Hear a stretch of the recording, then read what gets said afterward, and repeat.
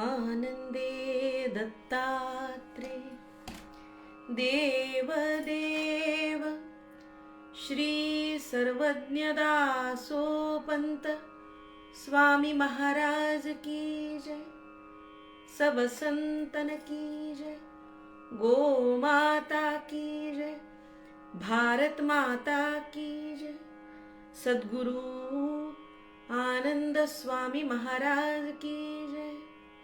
जय जय रघुवीर समर्थ।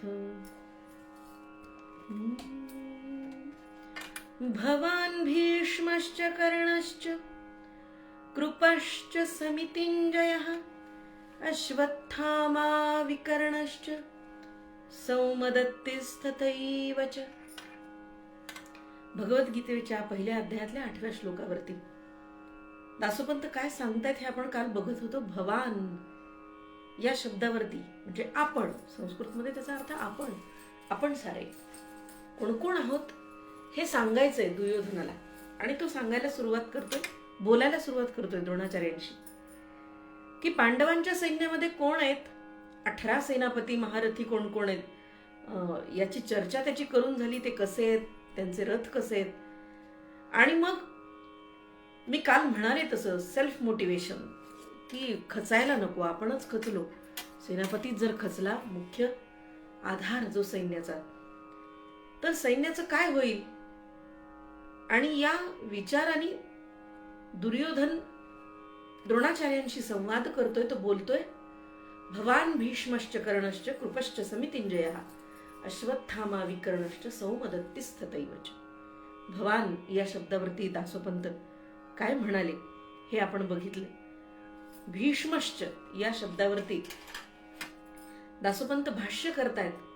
आपण काही ओव्या बघितल्या होत्या, त्याच्या पुढे काय दासोपंत म्हणतायत बघूया.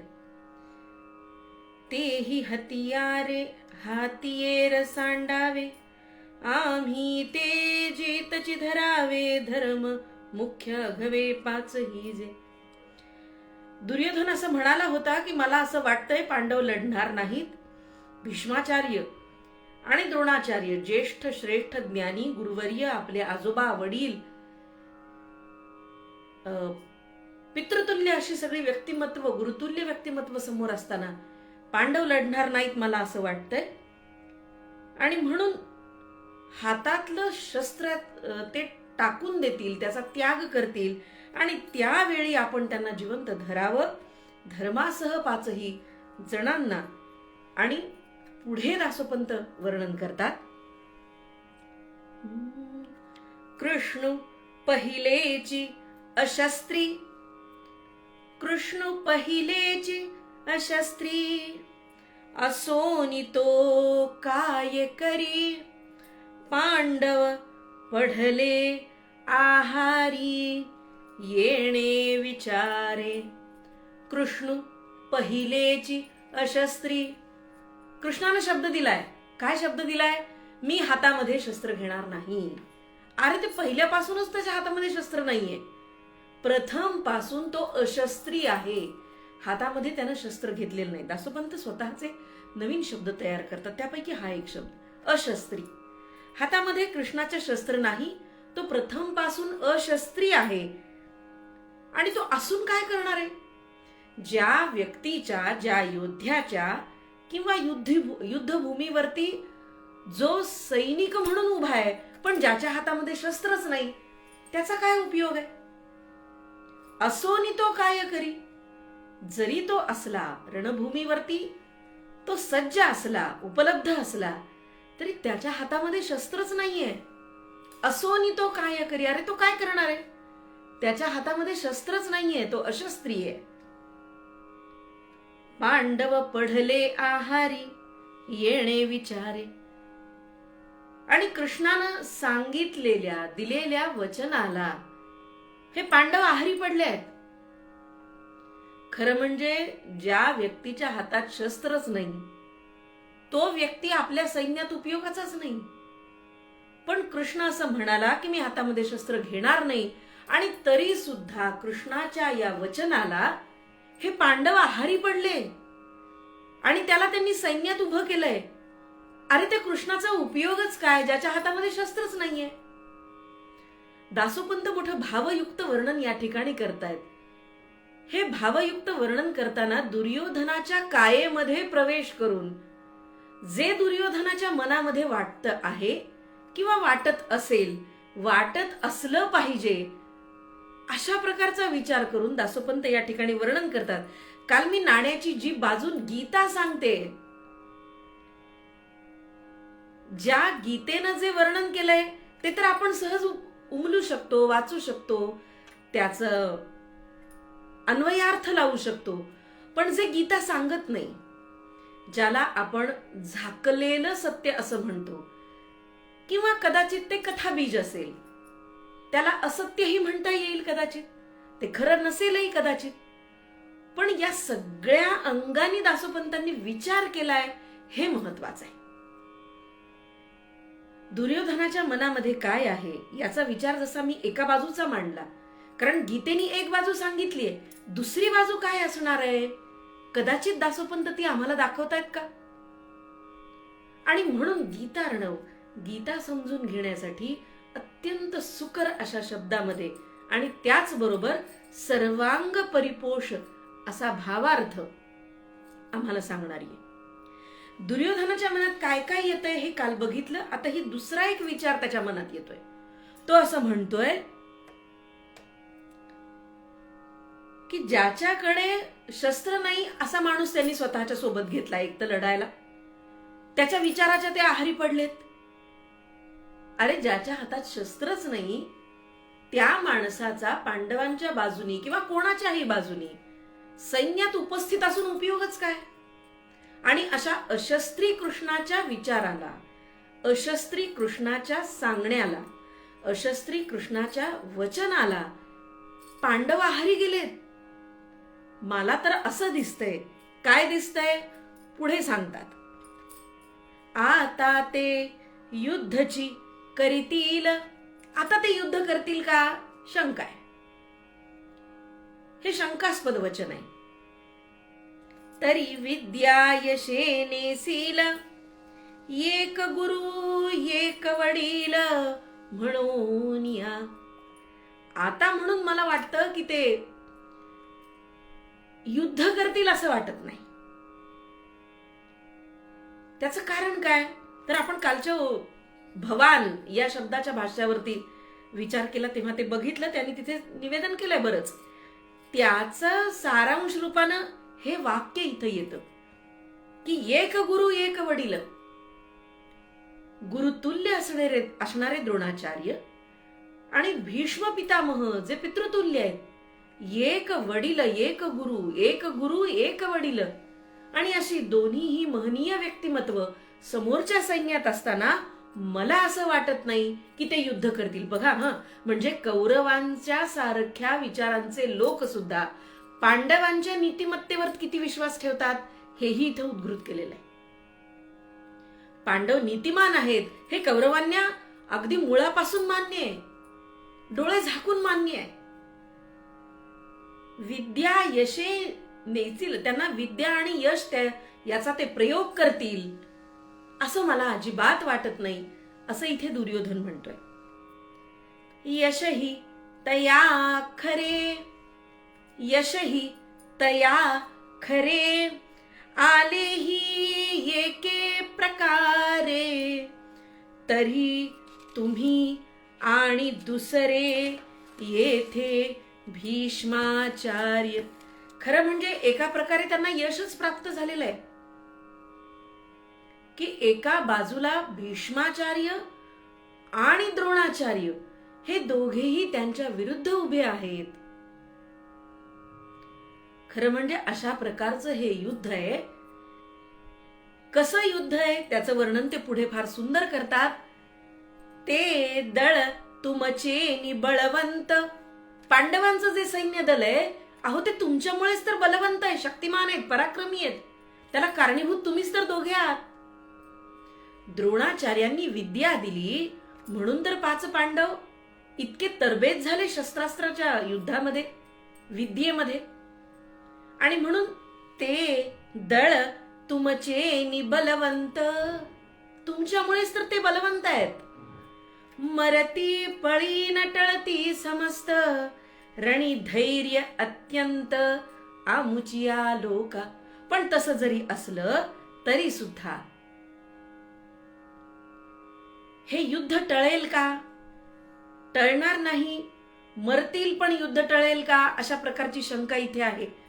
पण आमच्याही रणामध्ये, आमच्याही सैन्यामध्ये, कौरवांच्याही सैन्यामध्ये अत्यंत धैर्यवान असे लोक आहेत.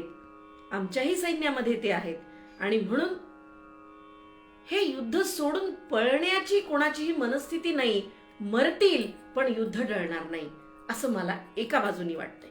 कारण आम्ही ते टाळणार नाही. कौरवांच्या बाजूनी युद्ध होईल अशा प्रकारची मानसिकता दुर्योधन या ठिकाणी दाखवतोय. पण पांडवांच्या बाजूची युद्ध टळण्याची मानसिकता मोठ्या नीतिमत्तेच्या गोष्टी करून, पांडवांच्या नीतिमत्तेची ग्वाही देऊन इथे दुर्योधन सांगतो, पण हे युद्ध टळणार नाही. आम्ही मरू पण युद्ध टाळणार नाही. कारण आमच्याही सैन्यामध्ये अत्यंत बलश्रेष्ठ, धैर्यवान, पराक्रमी असे योद्धे आहेत. कसे योद्धे आहेत ते पुढे वर्णन करतात दासोपंत. जालयाही देह जर्जर, भीष्मून परते हे साचार, आणि तुम्हा ऐसे वीर प्राणू देती. देह जर्जर झालेला आहे. वृद्धत्वाकडे झुकलेली काया, वृद्धत्वानं थकलेलं शरीर, आणि तरी सुद्धा भीष्माचार्य या रणांगणामध्ये साचार प्रत्यक्ष उपस्थित आहेत. यापेक्षा आणखी काय ग्वाही द्यावी? पराक्रमाची, धैर्याची ही पराकाष्ठा आहे. आणि म्हणून अशा प्रकारचे जे वीर लढण्यामध्ये न कचरणारे, द्रोणाचार्यांना तो संवाद करतोय की आचार्य असे वीर जे प्रत्यक्ष इथं उपस्थित आहेत, ज्यांची काया जर्जर झालीय, पण रणभूमीमध्ये ते सिद्ध आहेत, तत्पर आहेत, दक्ष आहेत. अहो भीष्माचार्यांच्याकडे पहा, त्यांचा देह जर्जर झालाय, पण या रणांगणामध्ये युद्धासाठी ते सज्ज आहेत आणि खरे क्षत्रिय आहेत. क्षत्रियाचा गुण असलेले असे वीर जे प्राण देण्यासाठी तत्पर आहेत, सज्ज झालेले आहेत, असे तुमच्यासाठी इथे उपस्थित आहेत. पुढे दासोपंत कर्णश्च या शब्दावरती भाष्य करताय. तैसाची कर्णू नेटाचा, भीष्माचार्यांचं वर्णन त्यांनी आधी केलं. आता तो कर्ण कसा आहे याचं वर्णन करतोय. तैसाची कर्णू नेटाचा, जो की नंदनू सूर्याचा, साह्य करता तयाचा पावेल सूर्यो. प्रत्यक्ष सूर्याचा नंदन असलेला सूर्यपुत्र कर्ण अत्यंत नेटानी लढणारा, नेटाचा, चिकाटी या शब्दासाठी दासोपंत अत्यंत योग्य शब्दाचा, समर्पक शब्दांचा वापर प्रत्येक ठिकाणी व्यक्ती वर्णना करता केलेला आहे. आपण हे बघितलं. 18 महारथींचं वर्णन केलं, पण त्या 18 महारथींच्या पांडवांच्या सैन्यातले ते वीर योद्धे आणि त्यांचं वर्णन खरोखर अभ्यासपूर्ण आहे, चिंतनाला प्रवृत्त करणार आहे. दासोपंत शब्दप्रभू आहेतच. आणि अशा प्रत्येक योद्ध्याचं वर्णन करताना जे पांडवांच्या सैन्यातले योद्धे होते त्यांचंही वर्णन आपण ऐकलं. आता कौरवांच्या सैन्यातले जे योद्धे आहेत त्यांचं वर्णन दासोपंत भीष्माचार्यांच्या पासून त्यांनी सुरुवात केली आहे. देह जर्जर झालेल्या या क्षत्रियाचं वर्णन ते करतात आणि पुढे म्हणतात, नेटानं लढणारा, अत्यंत चिकाटीचा, पराक्रमी असा हा सूर्याचा पुत्र, साह्य करता तयाचा पावेल सूर्य. प्रत्यक्ष भास्कर सूर्य ज्याचा साह्य करता आहे, आणि मला विश्वास आहे की त्याला सूर्य साह्य करेल, ते कशावरून असं, तर सहाय्य करता तयाचा पावेल सूर्य. मला विश्वास आहे की प्रत्यक्ष सूर्य भगवान कर्णाचं सहाय्य करतील. आणि पुढे वर्णन ते करतात, सूर्येसी युद्ध करतील ऐसे काये पांडव बल, नाना असो केवळ ऐसे न घे. अरे पांडवांचं बळ ते काय प्रत्यक्ष सूर्याशी युद्ध करतील? छे हो, मला असं वाटत नाही. सूर्येसे युद्ध करतील ऐसे काय पांडव बल, प्रश्नचिन्ह आहे. प्रत्यक्ष सूर्याशी युद्ध करण्यास सज्ज असलेलं असं पांडवांचं बळ आहे. दुसरा अर्थ असा की मला असं वाटत नाही की प्रत्यक्ष सूर्याशी युद्ध करण्याची शक्ती पांडवांच्याकडे आहे. पांडवांची शक्ती, पांडवांचं बल हे प्रत्यक्ष सूर्याशी युद्ध करावं इतकी निश्चित नाही असं दुर्योधनाला वाटतंय. नाना असो केवळ, अरे अनेक योद्धे आहेत जे त्यांनी मागे वर्णन केले आहेत. खरोखर अनेक विशेष कौशल्य प्राप्त असलेले, विद्या प्राप्त असलेले योद्धे आहेत, निश्चित आहेत. नाना असो केवल, केवल शब्दही महत्वाचा आहे, नाना असो हाही शब्द महत्वाचा आहे. अनेक जण आहेत. केवल या शब्दाचा अर्थ वैशिष्ट्यपूर्ण आहेत. प्रत्यक्ष योद्धे जे आहेत ते अत्यंत कौशल्यपूर्ण, केवळ तेच प्रशिक्षण घेतलेले विशिष्ट असे योद्धे आहेत. हो मान्य आहे, पण ऐसे ने घे, ऐसे न घे, सूर्याशी प्रत्यक्ष युद्ध करतील असे योद्धे मात्र नाहीत. आणि कर्णा ऐसा नेटकू आहेत, मान्य, पण कर्णासारखा नाही. कर्णाचं तुल्यबळ, कर्णासारखं तुल्यबळ असणारं कोणतंही व्यक्तिमत्व मला पांडवात दिसत नाही. आणि कर्णा ऐसा नेटकू दुजा नाही आणिकू, शस्त्रास्त्र भावी टणकू पाठी नेदी. कर्णासारखा मात्र कोणीही वैशिष्ट्यपूर्ण अशा प्रकारचा बलवान, पराक्रमी, शूर, वीर, धैर्यवान मला कोणीही दिसत नाही. शस्त्रास्त्र भावी टणकू, शस्त्रास्त्र निपुण, शस्त्रास्त्रात पारंगत, पाठीनेदी, त्याला कोणी तोंड देऊ शकेल असा मला कोणी पांडवांच्या मध्ये तुल्यबळ योद्धा कर्णासारखा मला तरी दिसत नाही. अंगाची हो तू खंडे, परिन पाहे मागे पुढे, पांडवा नीट येवडे ते आथीची ना. आपल्या देहाचे तुकडे होतील पण कर्ण मागे पुढे पाहणार नाही प्राण देण्यासाठी. इतका चिकाटीचा, इतका धैर्यवान, इतका शूरवीर आणि मूळ क्षत्रिय स्वभावाचा असा पांडवांच्या कोणी आहे का? पांडवा नेट येवढे आहे का कोणी असा? ते आथीची ना, मला तरी इथे कोणी दिसत नाही. आथीची ना इथे नाही दिसत. वणवाला गैल हा पांडवा, संग्रामी वेचील जीवा, भरवसा ययाचा बरवा आहे माते. याचा भावार्थ जर सांगितलं तर असा की कर्ण जर एकदा लढायला लागला तो प्रत्यक्ष सूर्यपुत्र आहे. अर्थ सांगताना दासोपंतांनी शब्दांचा विचार करताना आणि पुढे दुसऱ्या शब्दांची योजना करताना त्या व्यक्तित्वाचा विचार इतका सूक्ष्म केलाय की ते असं म्हणतात, वणवा लागैल हा पांडवा. वणवा लागेल हा शब्द का वापरला? तर तो सूर्याचा पुत्र आहे. आग लावेल तो पांडवांच्या सेनेमध्ये आणि म्हणून वणवा लागेल पांडवा. वणवा लागैल हा पांडवा, पांडवांना हा कर्ण वणवा लावेल. संग्रामी वेचील जीवा,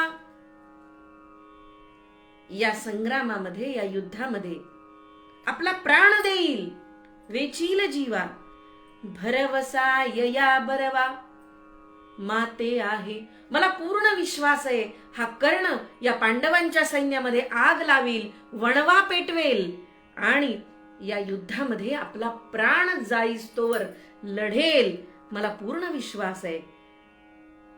ऐसा हा कर्णू बळवंतू, आमुचा सैन्ये उपस्थितू. आणि असा कर्ण आमच्या सैन्यात आहे, आमच्या सैन्यामध्ये सज्ज आहे, आमच्या सैन्यामध्ये उपस्थित आहे.